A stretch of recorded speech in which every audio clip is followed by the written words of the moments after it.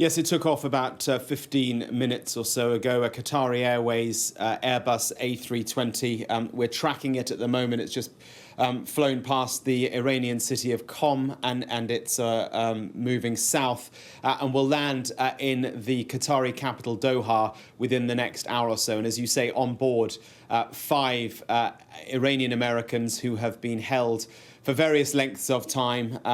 Simak Namazi held since 2015.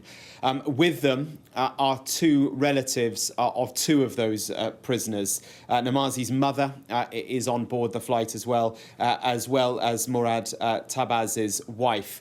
Those 2 individuals have been unable to leave. They have not been imprisoned themselves, but have not been allowed to travel out of Iran.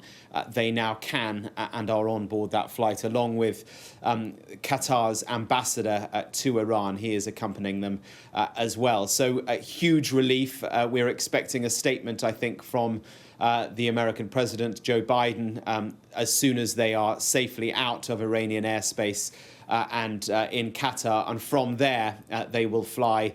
We are told to the United States, to the Washington, D.C. area, but I imagine perhaps that that Morad Tahbaz may indeed fly to the UK. He is a dual national with the United Kingdom as well. Some of his family are here. So clarity on that, I suppose, soon. And in return, 5 Iranians who are either in custody, awaiting trial, or are already in jail in the United States. They have received clemency and will be released, or have been released. Details on that we haven't got at the moment.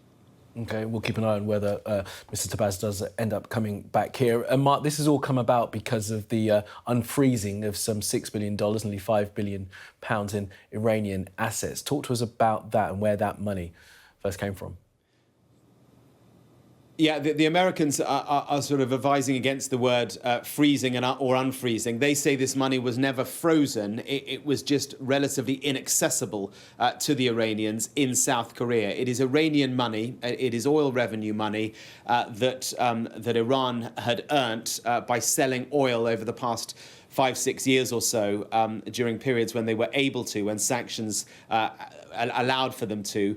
This oil was sold to the South Koreans. The money, though, was not available to the Iranians. That money, $6 billion worth, is now in the process of being moved out of South Korea using Swiss banks. It's going to be moved to Doha, to Qatar, where it will be available to the Iranians only for humanitarian purposes. That is what the Americans are saying. And I think in order to counter criticism that the Americans are being somehow naive, that the Iranians wouldn't use this for other means, the Americans point out that this money will never go back to Iran. It will stay in Doha banks, and when the Iranians decide they want to use it to purchase humanitarian equipment or medical equipment, then the money can be used for that, and whatever they buy with it, that can be transferred to Iran. But the Americans are pretty defensive about any suggestion that the Iranians will use this however they want to. The money will remain in Doha, we're told,